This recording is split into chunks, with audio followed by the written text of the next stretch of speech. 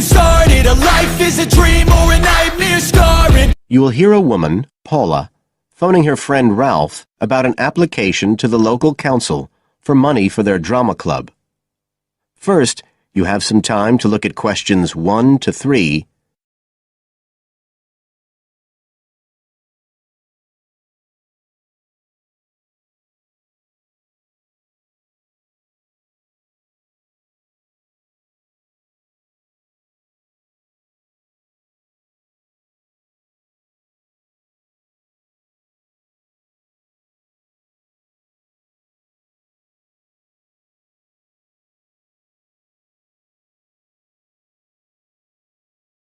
Now we shall begin.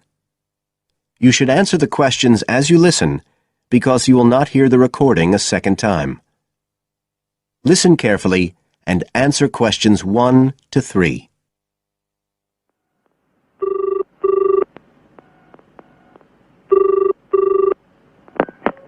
Hello?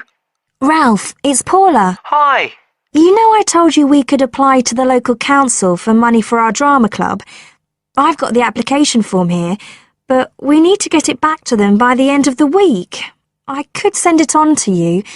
You really ought to fill it in as president of the club, but I don't know if it'll get to you in time. Well, you're the secretary, so I expect it's okay if you fill it in. Yeah, but I'd really like to check it together. Right, that's fine. Like, the first part asks for the main contact person. Can I put you there? Sure. Right, so that's Ralph Pearson. Oh, and then I need your contact address. So that's 203 South Road, isn't it? No, 2:30. Oh, sorry, I always get that wrong. Then it's Drayton. Oh, do you think they need a postcode? Better put it, it's DR6 8AB. Okay. Telephone number. That's 01453 586 098, isn't it? Yes. Right. Now, in the next part of the form, I have to give information about our group. So, name of group, that's easy. We're the Community Youth Theatre Group. But then I have to describe it. So, what sort of information do you think they want? Well, they need to know we're amateurs, not professional actors. And how many members we've got. What's that at present, 20? 18. And should we put in the age range? That's 13 to 22? No, I don't think we need to. But we'd better put a bit about what we actually do. Something like members take part in drama activities. Activities and workshops? Okay. Right. That's all for that section, I think. You now have some time to look at questions 4 to 10.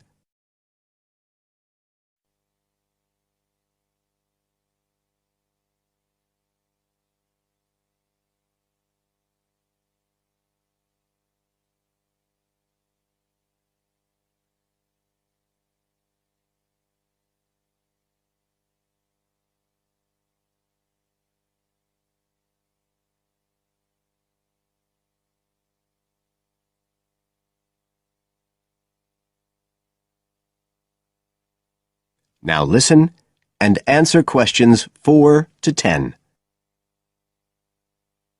Now, the next bit is about the project itself, what we're applying for funding for.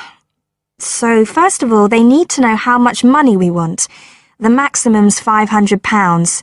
I think we agreed we'd ask for 250, didn't we? OK. There's no point in asking for too much. We'll have less chance of getting it. Then we need to say what the project, the activity is. Right. So we could write something like, to produce a short play for young children. Should we say it's interactive? Yes, good idea. Right, I've got that. Then we have to say what we actually need the money for. Isn't that it? No, we have to give a breakdown of details, I think. Well, there's the scenery. But we're making that. We need to buy the materials, though. Oh, OK. Then there's the costumes. Right. That's going to be at least £50. Okay. And what else? Oh, I just found out we have to have insurance. I don't think it'll cost much, but we need to get it organised. Yes, I'd forgotten about that. And we could be breaking the law if we don't have it. Good thing we've already got curtains in the hall. At least we don't have to worry about that. We'll need some money for publicity. Otherwise, no one will know what we're doing. And then a bit of money for unexpected things that come up. Just put sundries at the end of the list. Okay, fine. Now, the next thing they want to know is if they give us the grant, how they'll be credited. What do they mean, credited? I think they mean how we'll let the public know that they funded us.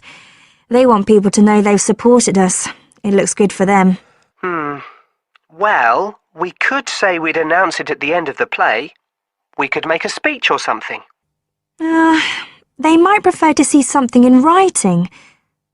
We'll be giving the audience a programme, won't we? So we could put an acknowledgement in that? Yeah, that's a better idea. OK, and the last thing they want to know is if we've approached any other organisations for funding and what the outcome was. Well, only National Youth Services. And they said that at present funds were not available for arts projects. Right, I'll put that. And then I think that's it. I'll get that in the post straight away. I really hope we get the money. I think we've got a pretty good chance. Hope so anyway. Thanks for doing all this, Paula. That's okay. See you soon. Bye. Bye. That is the end of part 1.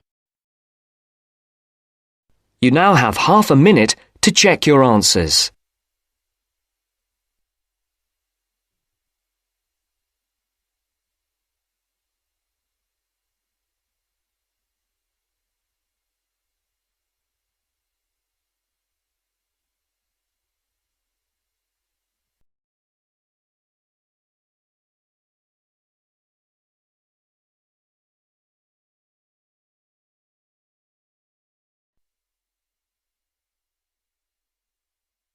Now turns to part 2.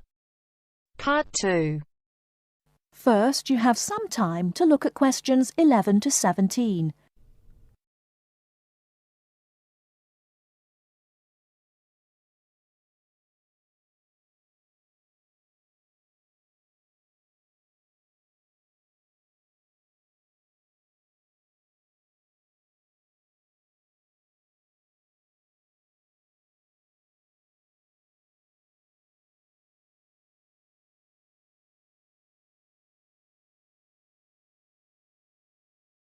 Now, listen carefully and answer questions 11 to 17. Hello, and thanks everyone for coming here today. I know it's always a bit stressful going for a job interview, but it's best to be prepared. For any of you who may not know me, my name is Fiona Ogilvie, and my job is to offer guidance and support for students with special needs. Now, you wouldn't be here today if you weren't interested in finding a job in the holidays. So let's get down to it and see what things you need to be looking out for. Most of you, I hope, will be applying for jobs with the companies that have been recommended by the university. The reason for this is that we here at the university already know these companies and have established good working relationships with them. I've also been to visit all of them and checked out the facilities they have to offer. You really need to make informed choices when you're looking for a job and make sure you know before you even get to the interview stage that your needs will be met. But I know that some of you are applying for jobs independently and have looked at companies outside the university recommended list. So for you, it's best to plan ahead and be aware of what it is you may need while you're working. Things that you need to check when you go for an interview are there enough toilet facilities and are these easily accessible? Also, you want to check that all the public areas inside the building are barrier-free, so you can get direct access to these public spaces whenever you need to. And ask about ramps into the building, so you know how many there are and where they are located. These kinds of things are so much more difficult to sort out when you've started work, as they take time. But ramps are an absolute must, so please make sure you know where they are. Another thing you must make sure of is that the lifts have the correct lowered control panels. Ask if all the lifts have this facility or if it's only certain ones. Now, something I think that is often overlooked is working hours. What you want to make sure of is that you get flexi time. This basically means that your working hours are flexible and you can clock on and clock off in times that suit you. Within reason, of course. Most companies do recognise that it takes much longer for someone in a wheelchair to get on and off buses and trains. Public transport can take that much longer, so you need to be organised and prepared. And for those of you lucky enough to own a car, check how many disability parking spaces are available. Remember that it's your right to have a disabled parking space. These also need to be near enough to a wheelchair accessible entrance or ramp. OK, are there any questions before we move on? Before you hear the rest of the talk, you have some time to look at questions 18 to 20.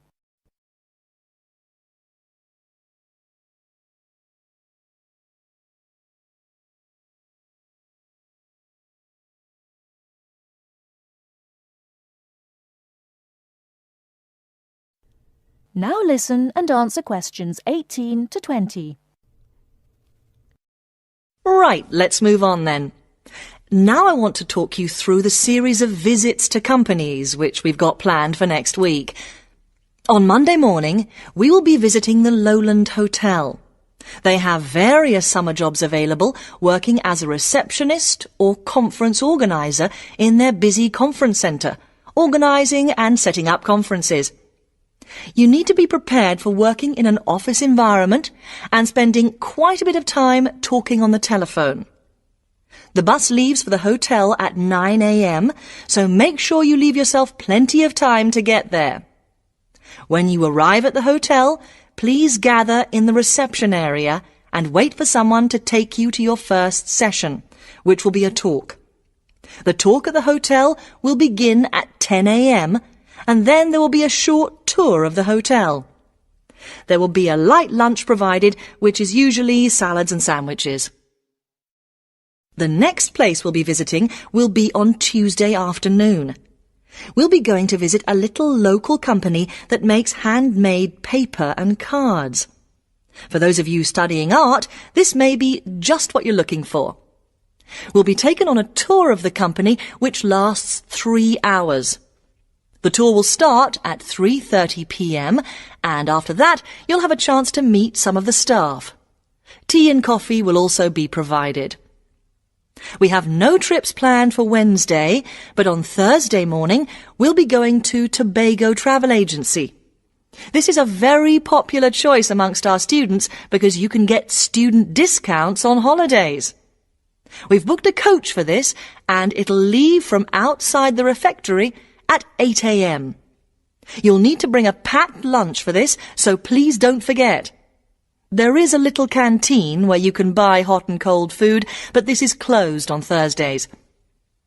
Friday, we'll be having representatives from all the companies visiting us, so you will have a chance to ask any questions, and of course, put your name down on the list if you're interested in working for them over the summer.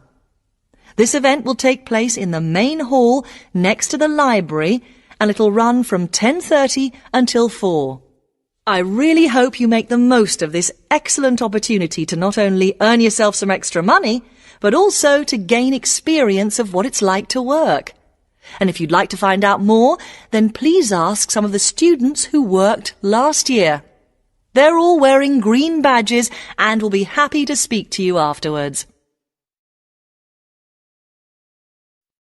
That is the end of part 2. You now have half a minute to check your answers.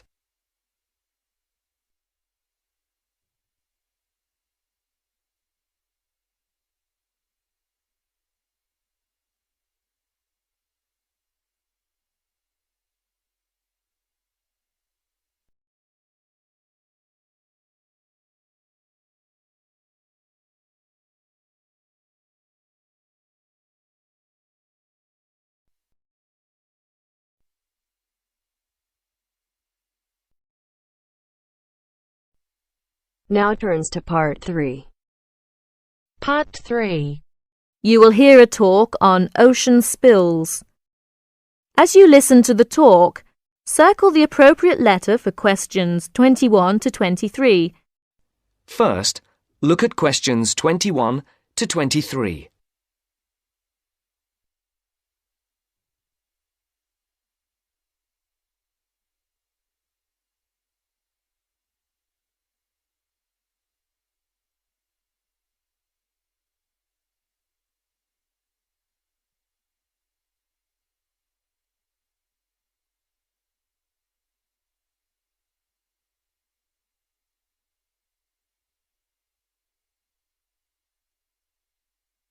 As you listen, answer the questions. Good morning, everyone. Today, I'll talk about unusual ocean spills that have occurred in the world's oceans. In November of 1992, people at beaches in Canada and Alaska noticed something strange. Blue turtles, red beavers, green frogs, and yellow ducks came bobbing toward them. They soon found out where the strange creatures were coming from. A ship from Hong Kong was on its way to Tacoma, Washington, when it was hit by a severe storm in the middle of the Pacific Ocean. During the storm, huge waves washed 12 containers overboard. Inside the containers were 29,000 plastic bath toys. One of the containers opened, and thousands of plastic bath toys spilled out and began to float across the Pacific Ocean. 10 months later, the first yellow ducks arrived on the North American shore.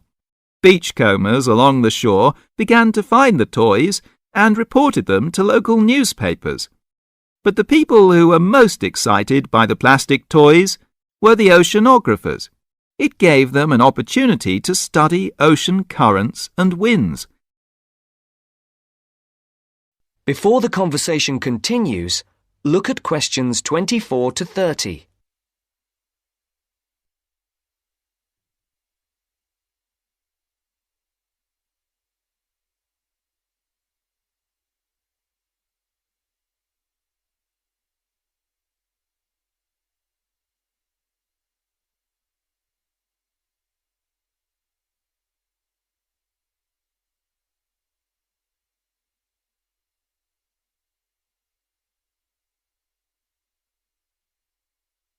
Now listen to the second part of the discussion.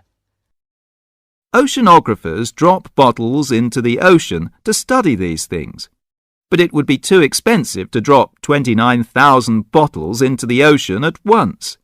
Imagine the value of studying the plastic ducks and frogs. This gave some interesting information to the oceanographers. The first toys were picked up in Sitka, Alaska, 10 months after they were washed off the ship. Some headed back into the North Pacific, while others drifted around the Arctic Ocean and headed for the North Atlantic. Many of the toys were swept northeast by the wind and were frozen in the ice of the Bering Sea. They're expected to cross the North Pole and float on down to the British Isles. This reminds me of another unusual ocean spill. In 1990, a ship travelling to the west coast of the United States from Korea was caught in a severe storm. The waves swept 21 containers of Nike shoes into the water. Scientists estimate that about 80,000 running, jogging and hiking shoes, 40,000 pairs of shoes, to you and me, hit the water at once. The shoes were for men, women and children. About 6 months later, people at beaches from Oregon to British Columbia began to find running shoes washed ashore. By the end of the year, Washington newspapers reported people finding hundreds of shoes. In Seattle, thousands of shoes floated to shore. Since the shoes were not attached, they arrived one at a time. The shoes were dirty, but after they were washed, they were still in good condition. People set up exchanges to find matches for their shoes. oceanographers studied the information to learn more about the ocean. Some Nike shoes reached Hawaii, others went to the Philippines and Japan. According to the scientists, some of the shoes are on a trip around the world and should end up back in Washington and Oregon. Can you believe it? Many pairs of running shoes, as well as plastic ducks and frogs, are still on their ocean journey. So if you go to a beach anywhere in the world, don't be surprised if you see a green plastic frog or a woman's size 7 jogging shoe bobbing toward you. So keep your eyes out, so you may find free bath toys and even a new pair of shoes. Thank you for attending my lecture. That is the end of part 3. You now have half a minute to check your answers.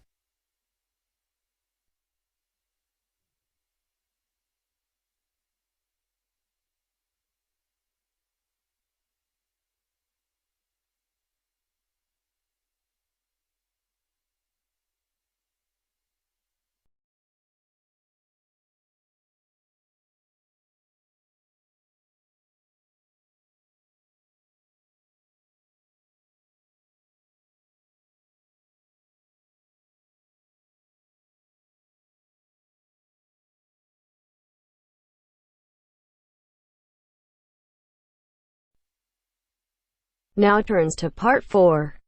Part 4. Now listen to the second part of the lecture.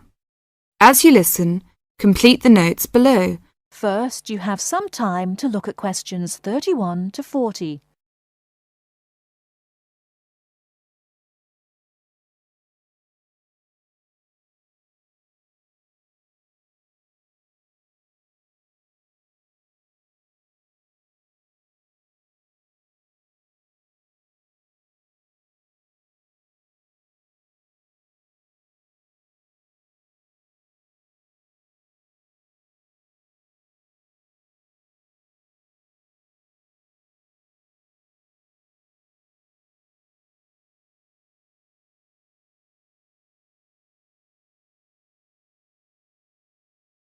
Now listen carefully and answer questions 31 to 40.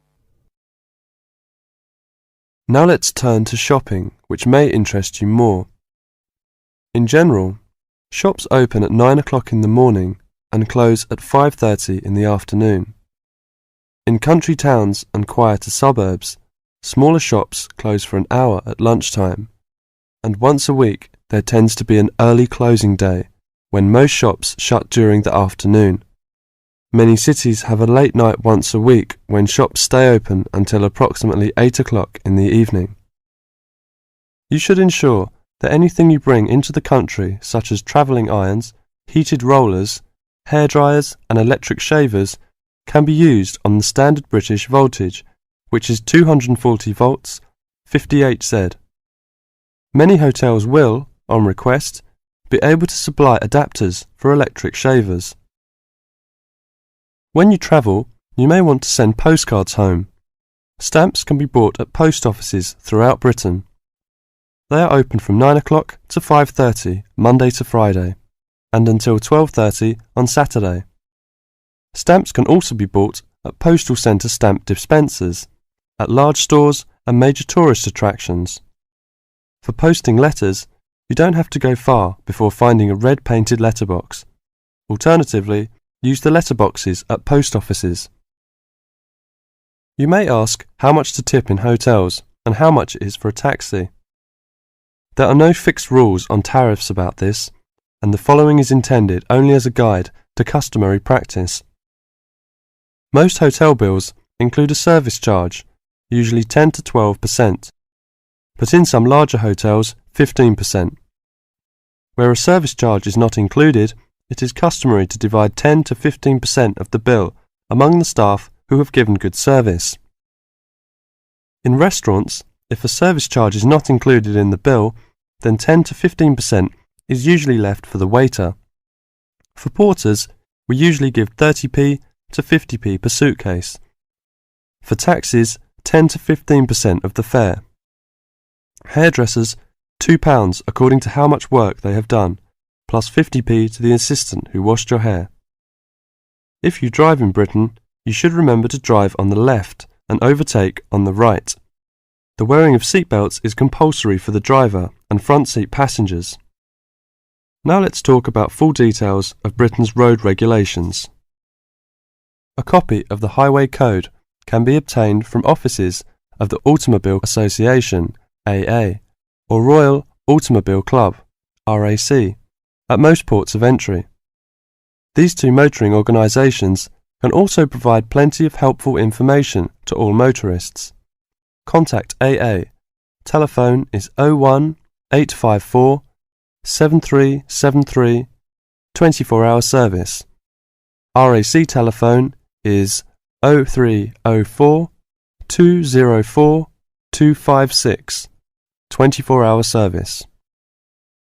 For something more serious, telephone operators will give you the telephone number and address of a local doctor's surgery. Alternatively, you can go to the casualty department of any general hospital or, in the case of severe emergency, dial 999. 999 is free. Remember, unless you belong to a European Community country or one with which the UK has reciprocal health arrangements, you will be charged for the full cost of medical treatment in Britain, except in the case of accidents or emergencies requiring outpatients treatments only. It would therefore be wise to take out full medical insurance before leaving home. That is the end of part 4. You now have half a minute to check your answers.